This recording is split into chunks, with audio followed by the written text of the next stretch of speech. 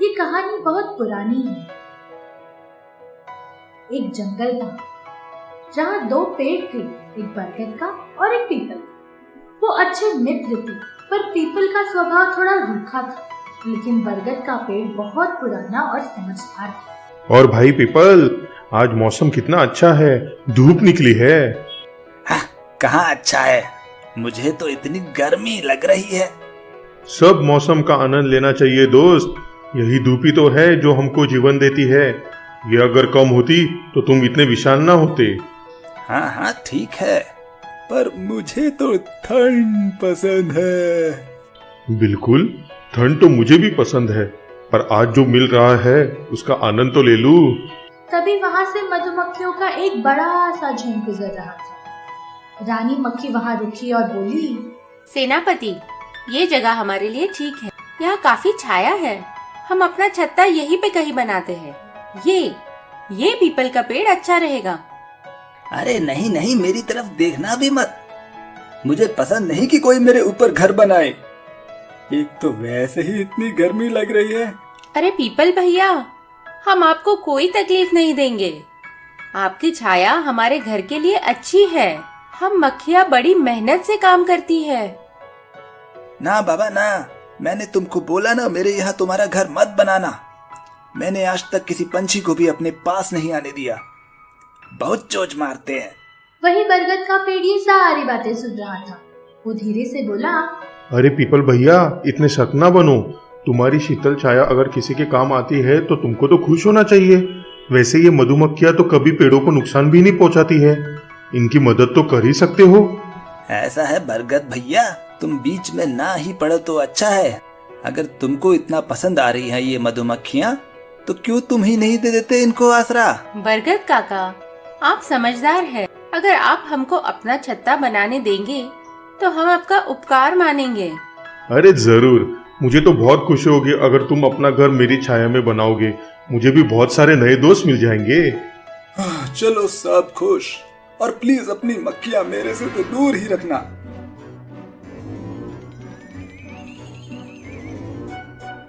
मिल गई लाखन भैया, मिल गई। ठीक जैसी लकड़ी की तलाश थी वैसी ही लकड़ियाँ हैं। ये बरगद की लकड़ी का बहुत माल मिलेगा। चलो इसको ही काटते हैं। क्या शानदार पेड़ है, बहुत पुराना होगा। चलो आज इसका ही नंबर है, आ जाओ। अरे रुको रुको रुको रुको, इस पेड़ पे तो मधुमक्खियाँ रहती हैं, बहुत सारी। अगर हलचल हुई तो ये हमको ना काट लें। सुना है जंगली मधुमक्खियाँ काट काट के सुझा देती है। आज ना सुझाओ भैया, इस पेड़ को रहने ही दो। वो देखो, वो पीपल का पेड़ है, उसको काटा तो कोई मक्खी हमें तंग नहीं करेगी। वो भी बहुत सुंदर है, माल मिलेगा। माल तो उसका भी बहुत अच्छा मिलेगा। चलो फिर उसका नंबर आ गया। फिर वो लकड़हारे जोर जोर से कुल्हाड़ी से पीपल के पेड़ को काटने लगे। बरगद की आवाज सुनी और देखा, उसको बहुत दुख हुआ। ये लकड़हारे मेरे दोस्त को काट रहे हैं, मुझे जल्दी ही कुछ करना होगा। पर मैं कर भी क्या सकता हूँ। अरे हाँ, मक्खी रानी, जल्दी बाहर आओ। बरगद दादा, क्या हुआ? कहो, क्यों बुलाया मुझे? बहुत गड़बड़ हो गई है मक्खी रानी। वो देखो, उधर वो लकड़हारे मेरे दोस्त पीपल को काट रहे हैं। तुम कुछ करो वरना वो मर जाएगा। हाँ जरूर, हम लड़ेंगे। बरगद दादा के दोस्त को कोई हाथ नहीं लगा सकता, कुल्हाड़ी भी नहीं लगा सकता। सेनापति, मेरा हुक्म है, अपनी सेना को इकट्ठी करो और वो दो इंसानों को सुझा डालो। छोड़ेंगे नहीं इनको रानी साहिबा। हर हर महादेव। फिर मधुमक्खियों ने झुंड बनाया और उन लकड़हारों पे आक्रमण कर दिया। अयो, ये क्या काटा मुझे? आउच! आई, बहुत सारी मक्खियाँ हैं यहाँ। काट लिया रे। हमने तो इनके पेट को हाथ भी नहीं लगाया। मुझे भी काटा। भाग नंदू भाग, बहुत गुस्से में है ये। फौरन चल यहाँ से, उठा कुल्हाड़ी, भाग। भागो! और लकड़हारे भाग गए। पीपल को अपनी गलती का एहसास हुआ। मक्खी रानी, मैं तुम्हारा एहसान कैसे चुकाऊंगा? मैंने तुमको बुरा भला कहा, पास भी आने के लिए मना किया और तुमने ही आज मेरी जान बचाई। बहुत दर्द हो रहा है, बड़ी बेरहमी से पीटा है जालिमों ने मुझे। पीपल भैया, ये तो हमारा धर्म था, और आप शुक्रिया करो बरगद का, जिसने हमको वक्त रहते बुला लिया। बरगद दादा, बहुत बहुत शुक्रिया। मैं हमेशा से जानता था कि आप ही मेरे सच्चे मित्र हो। सच्चे मित्र बुरे वक्त में ही काम आते हैं। मैं खुश हूँ मेरा दोस्त बच गया और तुमको अपना सबक मिल गया। चलो मक्खी रानी, अब अपनी एक ब्रांच इसकी ब्रांच पे भी खोल लो, लकड़हारे दूर रहते हैं।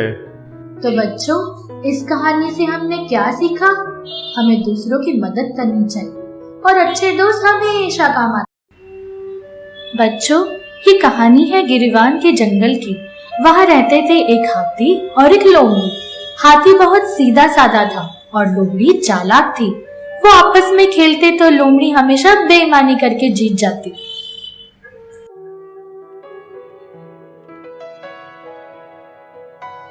चल आजा, नदी में खेलेंगे। नदी? ना बाबा ना, मुझे पानी से डर लगता है। ओह, ठीक है, चल फिर गोल मैदान में जाके पकड़म पकड़ाई खेलते हैं।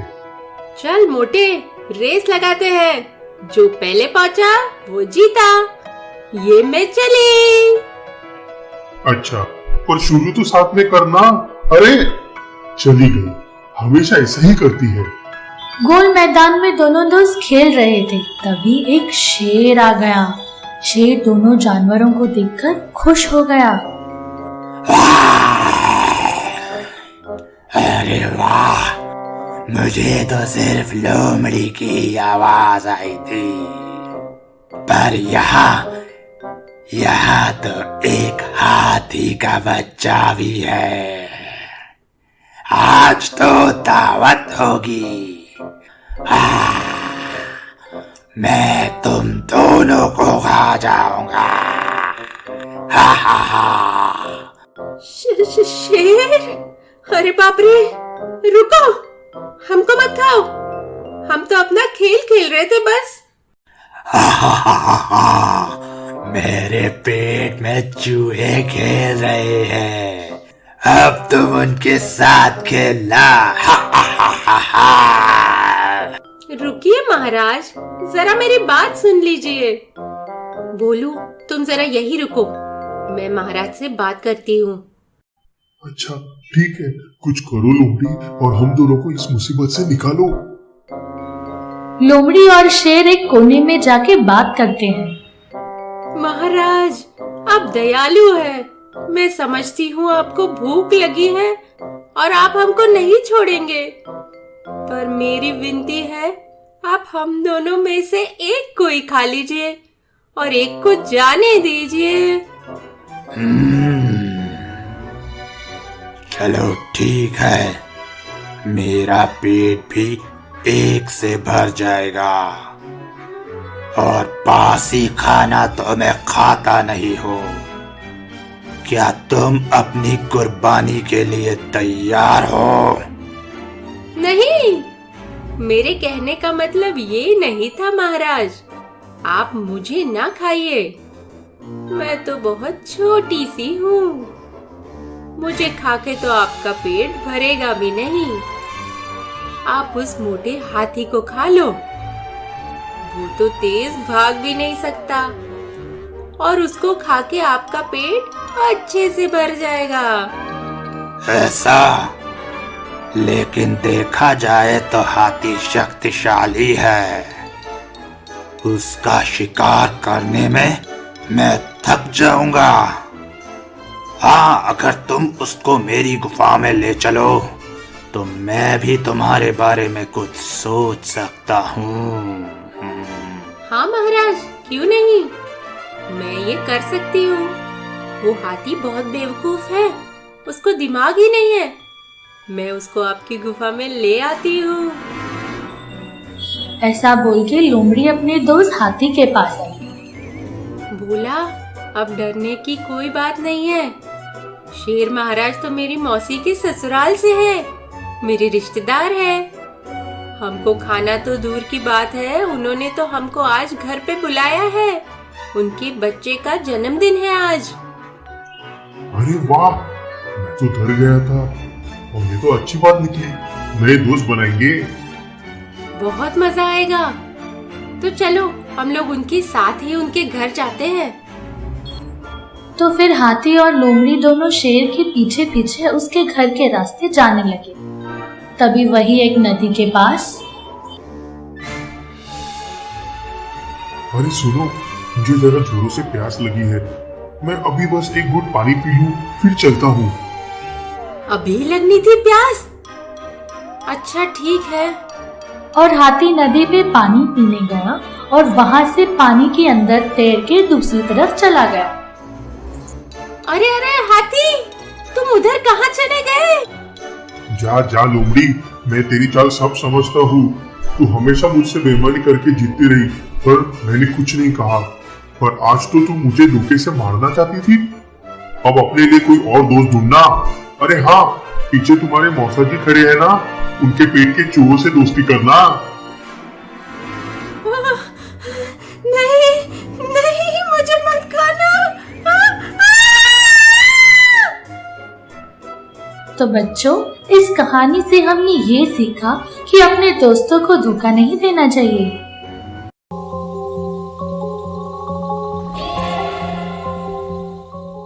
बहुत साल पहले की बात है। एक राज्य था, चंदनगढ़। वहां की राजकुमारी अद्विका जितनी बहादुर थी, उतनी ही दिमाग की धनी भी थी। दूर दूर के राज्यों में वो अपनी समझदारी के लिए प्रसिद्ध थी।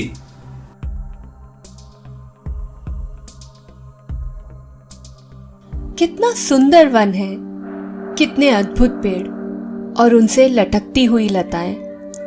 यहाँ अकेले घुड़सवारी करने में कितना अच्छा लग रहा है।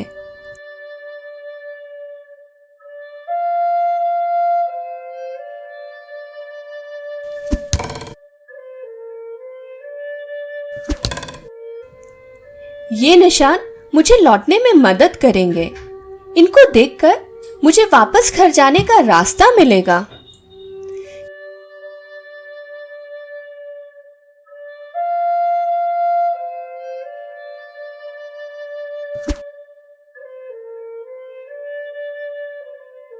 कितने स्वादिष्ट फल हैं, मजा आ गया।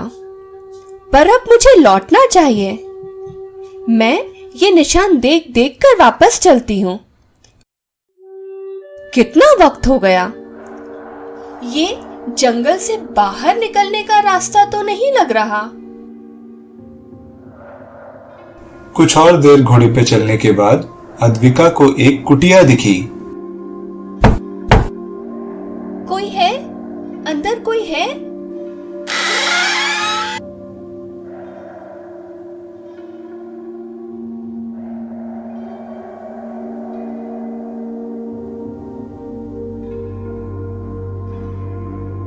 आ जाओ राजकुमारी, अंदर आ जाओ। अम्मा, थोड़ा पानी मिलेगा? लगता है मैं रास्ता भटक गई हूँ। वैसे आपको कैसे पता चला मैं राजकुमारी हूँ? तुम्हें देखते ही समझ गई थी मैं। सच तो ये है, तुम्हारा इंतजार तो मैं कितने सालों से कर रही हूँ। मेरा इंतजार? क्यों अम्मा? विडंबा ने राजकुमारी को बैठने के लिए कहा। अद्विका पास पड़ी एक कुर्सी पर बैठ गई। अम्मा, अब बताओ, तुम मुझे कैसे जानती हो? तुम मेरा इंतजार क्यों कर रही थी? मैं एक जादूगरनी हूँ। अपने जमाने में बहुत मशहूर होती थी। धीरे धीरे बूढ़ी हो गई, पर अपना बुढ़ापा जादू से ठीक नहीं कर सकती। फिर मैंने अपनी जादुई घड़े में तुमको देखा। मैंने तय कर लिया कि तुमको यहाँ लाऊंगी। वो पेड़ पे जो तुमने निशान बनाए थे, उन सबको अपनी कुटिया की तरफ मैंने ही मोड़ दिया ताकि तुम रास्ता भटक के यहाँ आ जाओ।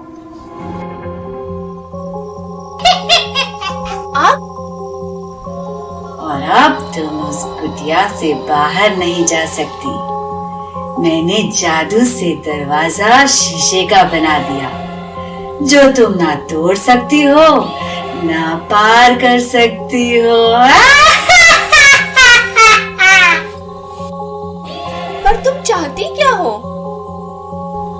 अगली अमावस की रात को मैं जादू से तुमको बूढ़ी बना दूंगी और खुद राजकुमारी बन जाऊंगी और फिर तुम्हें यहाँ मरने के लिए छोड़ दूंगी।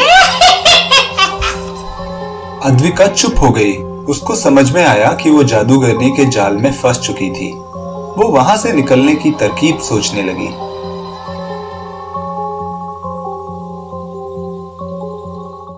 अभी तो शायद 4-5 दिन होंगे अमावस को। क्या करूं? तभी अद्विका को एक तरकीब सूझी। उसको पता था कि बूढ़ी जादूगरनी ठीक से देख भी नहीं पाती थी। उसने अपने पास जेब में रखा एक रुमाल निकाला, रेशम का सिल्वर रंग का रुमाल। पास में रखा मिट्टी का एक तवा लिया और उसको थोड़ा सा तोड़कर उस पे रुमाल बांध दिया। दूर से वो चांद जैसा दिखने लगा।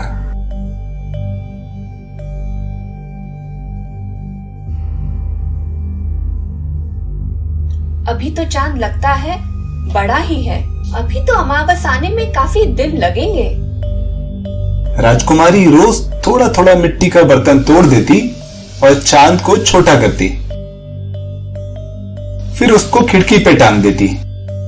ऐसे कुछ दिन बीत गए। विडंबा को समझ भी नहीं आया कि अमावस्या बीत चुकी थी। फिर एक दिन अद्विका को फिर एक तरकीब सूझी। अद्विका ने रात को सोने से पहले चूल्हे से चुपचाप कुछ जलते हुए कोयले निकाल लिए और अपने बेड के नीचे छुपा के रख दिए। देर रात होने पे अद्विका उठी, देखा कि विडंबा तो सो रही थी। उसने पास में रखी लकड़ी इकट्ठा की और अपनी जेब से कागज का नक्शा निकाला। फिर उसने कोयले से आग जलाई। मैं धीरे से जाकर इसको दरवाजे के पास रख देती।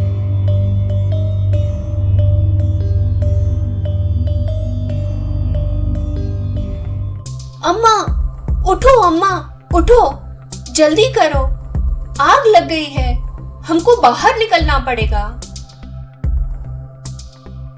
अरे ये क्या हो गया? अब तो जान बचानी पड़ेगी।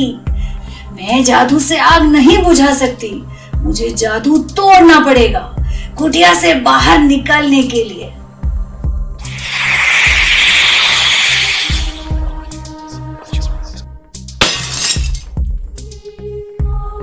अद्विका बाहर निकलने के लिए भागी। उसने देखा कि बूढ़ी जादूगरनी तो चल नहीं पा रही थी। अद्विका वापस आई और विडंबा को उठा के बाहर ले गई।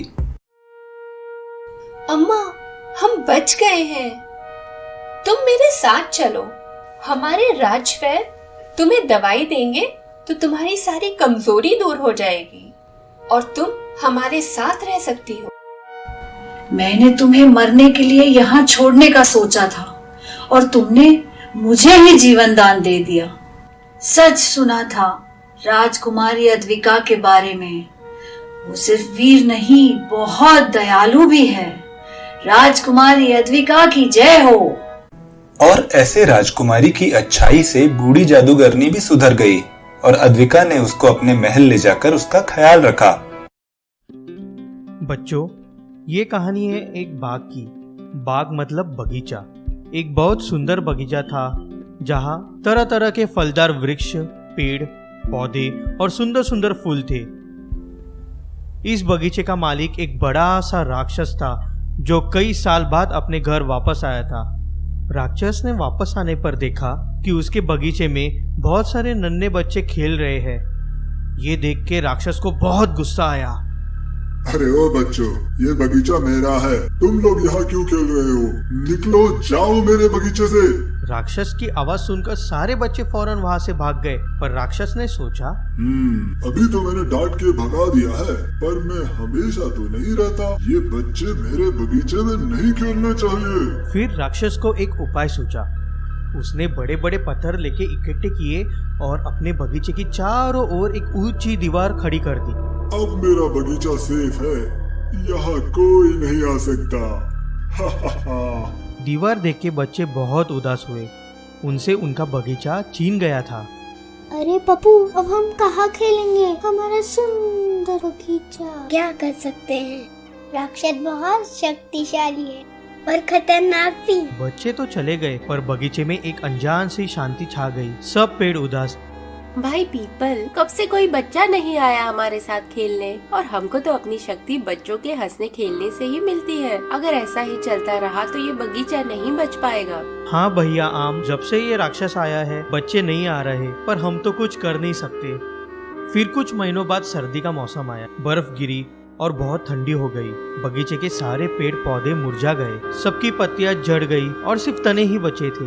लेकिन कुछ महीनों बाद बाकी जगह बसंत आई और सब बर्फ चली गई, पर राक्षस के यहाँ सर्दी ही थी और बर्फ जमी हुई थी। अरे ये क्या हो रहा है? सब जगह सुहानी धूप है, पर मेरे यहाँ ही बर्फ पड़ी है। हे भगवान, न जाने ये क्या श्राप है। तभी वहाँ एक तोता और एक बुलबुल बात कर रहे थे। अरे बुलबुल, यहाँ तो बहुत ठंड है, बाहर तो अच्छा मौसम है। तोता भैया, यहाँ पहले बच्चे खेलने आते थे, अब कोई नहीं आता। सारी कुदरत उदास है, राक्षस बच्चों को आने नहीं देता।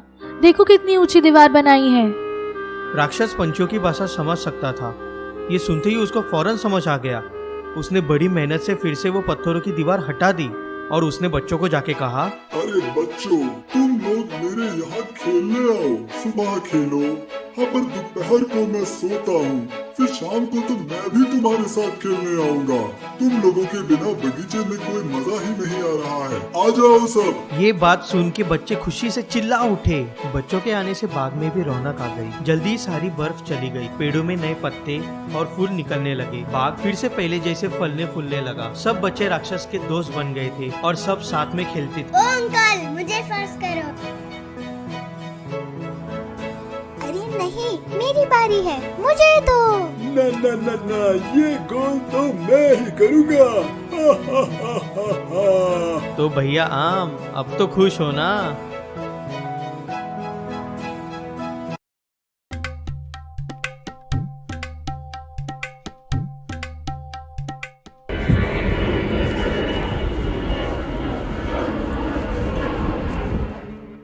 कालू कौवा बहुत ही बेफिक्र कौवा था।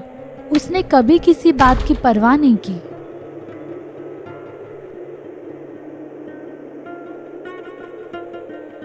और ये है उसका घोंसला, टूटा फूटा, सब कुछ बिखरा हुआ।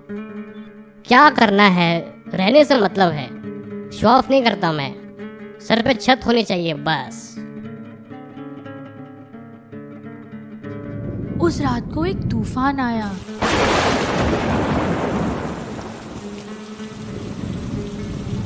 और कालू कौवे की छत बह गई, दीवारें भी बह गई। कालू परेशान। अरे मैं तो भीग गया, इतनी ठंडी है, तेज हवाएं भी चल रही है, बिजली भी कड़क रही है, मेरा घर टूट गया। चलो अब कहीं जाके और कोई आसरा ढूंढना पड़ेगा। जीवताई के घर चला जाता हूँ, बड़ा घर है उनका, दीदी मुझे मना थोड़ी करेगी।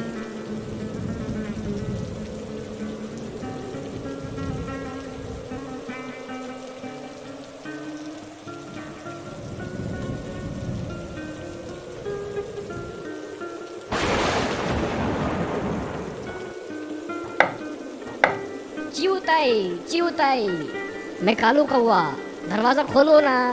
कालू भैया, हाँ जरा रुको, मैं अपने बच्चे को नहला रही हूँ।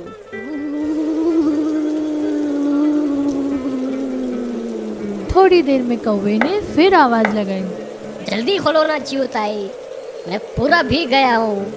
बस थोड़ा रुक जाओ, मैं अभी आ रही हूँ कौवा भैया। बाहर कौवे की हालत खराब थी। वो ठंड से बुरी तरह से कांप रहा था। मेरी तो कुल्फी जम रही है, जल्दी खोलो ना चिड़िया बहन, मैं नहला दूंगा तुम्हारा बच्चा। हाँ हाँ, खोल दिया। आ जाओ अंदर कौवा भैया। आज बारिश में कैसे आना हुआ? बारिश का तूफान है ये।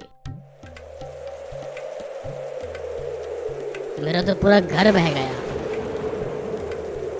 मुझे पता था तुम्हारे घर को कुछ नहीं होगा, बस तूफान के बाद चला जाऊंगा। ठीक है, मैंने बहुत मेहनत से मजबूत घर बनाया है। आपने घर कमजोर बनाया था, इसलिए बह गया। कालू कांपता हुआ अंदर आया और एक कुर्सी पर बैठ गया। अरे रुको रुको, मैं टॉवल लाती हूँ, पोंछ के बैठो। हाँ हाँ। लो कौवा भैया, ये टॉवल से पोंछो और यहाँ बैठ जाओ। मैं फटाफट नहा के आती हूँ। हाँ हाँ चिउताई, तुम अपना काम कर लो, अब मैं यहीं रुकता हूँ। फिर चिउताई नहाने चली गई। कौवा पहुंच के इधर उधर देखने लगा। उसने देखा कि स्टोव पे कुछ पक रहा है।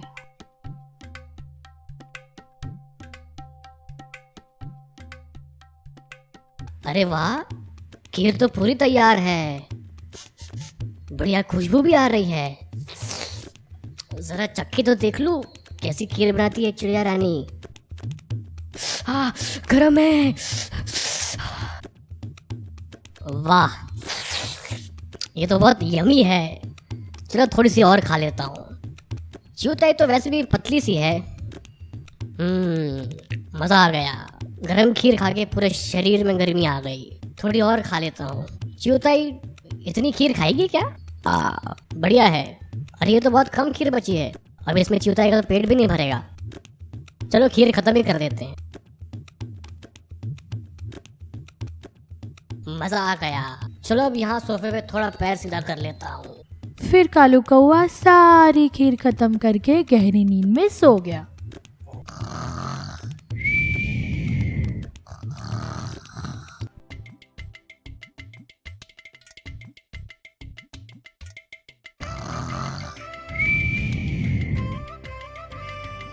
अरे ये तो सो गया। और ये क्या गिरा है यहाँ सफेद? ये तो खीर लगती है। कहीं ये मेरी खीर तो नहीं?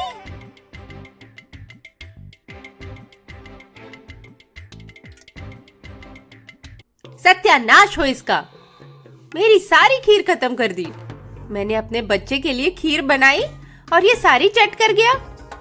इसको घर में लिया, यही गलती कर दी मैंने। अभी सबक सिखाती हूँ मैं इसको। चिउताई बहुत गुस्से में थी। उसने गरम तवा लिया और कालू कौवे के सर पे दे मारा। आई, सर फूट गया, जल गया, जल गया। चिउताई ये क्या कर रहे हो? तूने मेरी खीर खाई? रुक, अभी और जलाती हूँ तुझको।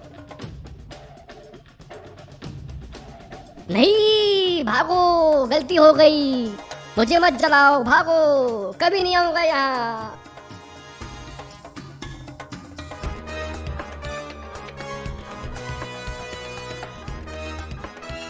बस उस दिन से चिड़िया और कौवे की दुश्मनी है।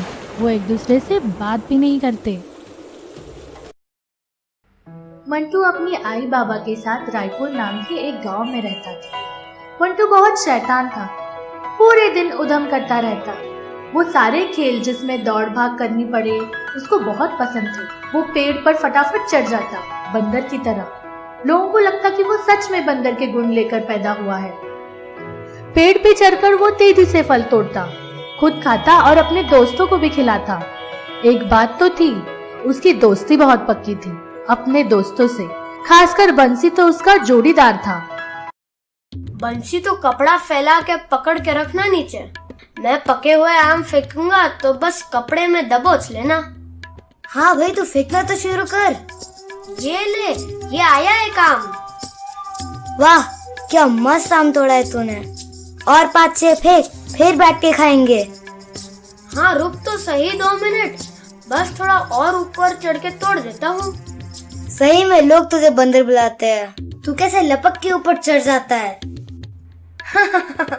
तू बंदर का दोस्त तो तू भी बंदर। अगले दिन मंटू सुबह देर तक पीपल के पेड़ के नीचे बंसी का इंतजार करता रहा। वो दोनों दोस्त साथ में ही स्कूल जाते थे और बंसी तो उसको वहीं खड़ा मिलता रोज। पर आज पता नहीं बंसी को इतनी देर क्यों हो गई। अरे बंसी क्यों नहीं आया होगा? कल तो नहीं बताया उसने कि स्कूल नहीं जाएगा। वो तो ऐसे छुट्टी भी नहीं करता। उसके घर जाकर पता करता हूँ। मंटू बंसी के घर के पास पहुँचता है। वहाँ बहुत सारे लोग खड़े हैं।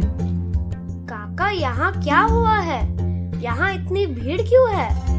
अरे बच्चे, तुम घर जाओ, बच्चों का कोई काम नहीं है यहाँ। ये तो अब हद ही कर दी पिशाची ने। हर महीने अमावस की रात को गांव के लोग बकरी या भेड़ या कोई और उसकी पसंद का जानवर जंगल के बाहर बांध आते हैं। हाँ, हद है। इस बार हरिराम की बारी थी जानवर बांध के आने की। उसका छोटा बेटा बीमार था, वो शहर गया है एक दिन के लिए डॉक्टर के पास। एक ही दिन की देरी हो गई तो वो पिशाची तो हरिराम के बड़े बेटे को ही उठा के ले गई। ओह, क्या बोल रहे हो भाई? देखा क्या किसी ने पिशाची को बच्चे को ले जाते हुए? हाँ ना, वो दिनी चौकीदार जो गांव के बाहर की मिल में पहरेदारी करता है, रात की ड्यूटी करके लौट रहा था। उसने ही देखा और इससे पहले वो कुछ कर पाता, पिशाची तो जंगल की तरफ भाग गई। अब जंगल में पाँव रखने का साहस कौन करेगा? एक तो वो पिशाची, ऊपर से वो जंगली शेर। जंगल के पास वाली गुफा में सुना है कुछ लोग पकड़ने की कोशिश कर रहे हैं, पर शेर पकड़ा नहीं गया अभी तक। हाँ भाई, बात तो सही कह रहे हो। अभी तो हरिराम भी नहीं है, कौन जोखिम उठाए? मंटू तो ये सब सुन के बुरी तरह परेशान हो गया। हरिराम काका का ही तो बेटा था उसका जिगरी दोस्त बंसी। अब वो क्या करे? कोई तो गांव वाले जंगल में जाने की हिम्मत नहीं दिखा रहे। पिशाची से कौन लड़े? क्या करूँ मैं? हे भगवान, मेरी मदद करो। मैं क्या करूँ बंसी के लिए? क्या मैं खुद जंगल में जाने की कोशिश करूँ? मैं पेड़ के ऊपर चढ़ा रहूंगा, ऊपर से कुछ तो जरूर दिखेगा। मैं क्या बंसी को बचा पाऊंगा? मैं ऐसे तो बंसी को पिशाची के हाथों नहीं छोड़ सकता। वो डायन तो मेरे दोस्त को भी खा जाएगी। नहीं नहीं भगवान, मुझे ही जाना होगा और कुछ करना होगा। मंटू बिना किसी को बताए जंगल की ओर चल पड़ा। वो बहुत सावधानी से एक पेड़ से दूसरे पेड़ पे कूद कूद कर आगे बढ़ता गया। पता नहीं, शायद शेर अंदर नहीं है। अगर शेर आया तो मैं कोने में छुपकर ये पत्थर हिला दूंगा। फिर बड़ा पत्थर गिर जाएगा और गुफा का मुंह बंद हो जाएगा और शेर को अंदर कैद कर लूंगा। कम से कम शेर से तो जान बचेगी।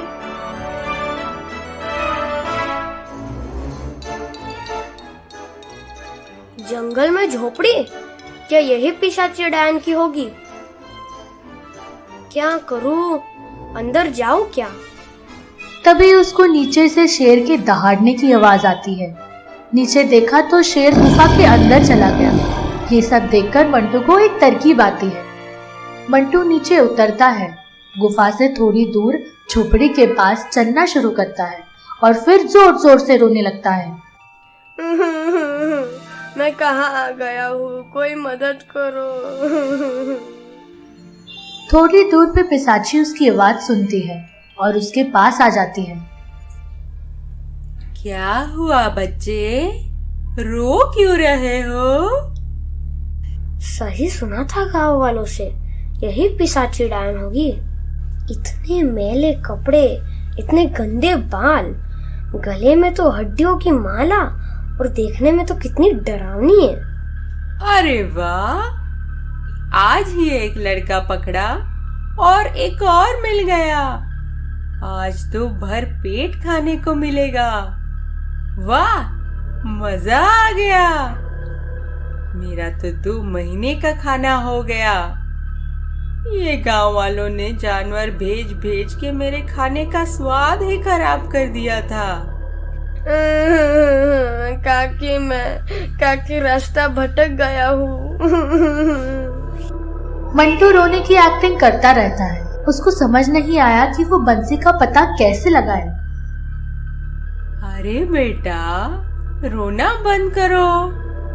चलो, पास ही मेरी कुटिया है, वहाँ चलो, कुछ खा लो। कैसी हालत हो गई है बच्चे तुम्हारी?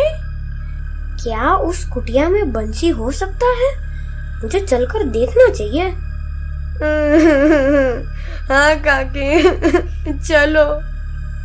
आओ आओ, अंदर आओ, यहाँ कुर्सी पे बैठ जाओ।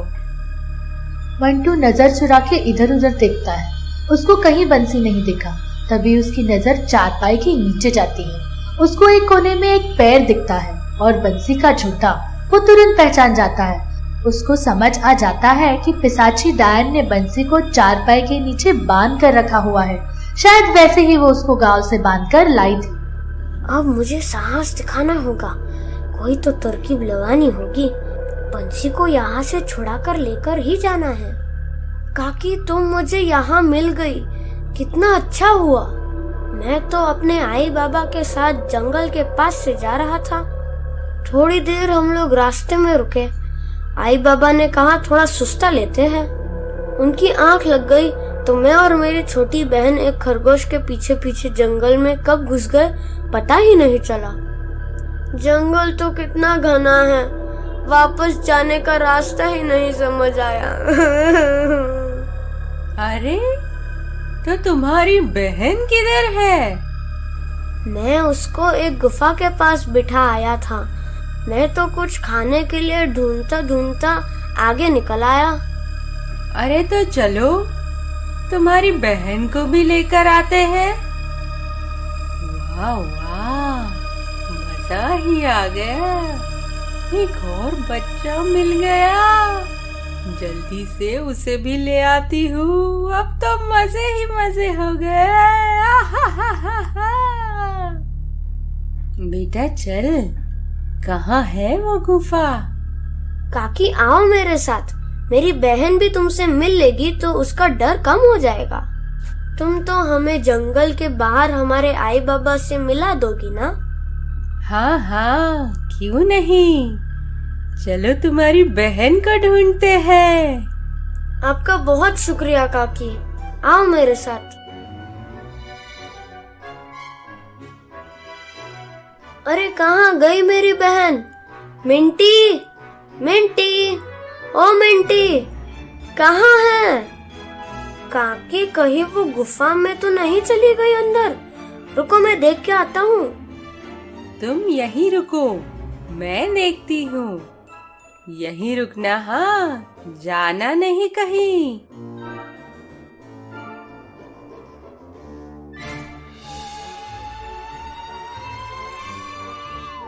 अरे ये कहाँ फंस गई? बचाओ, अंदर शेर है, खा जाएगा मुझे। बचाओ, बचाओ। थोड़ी देर में चिल्लाने की आवाज बंद हो जाती है, जैसे शेर ने पिशाची को खा लिया हो। अब मैं यहाँ से निकलता हूँ, बंसी को बचाना है।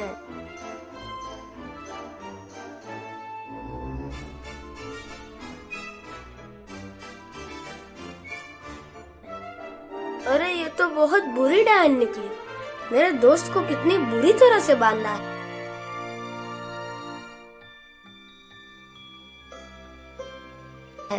दोस्त, तू कैसे आया यहाँ?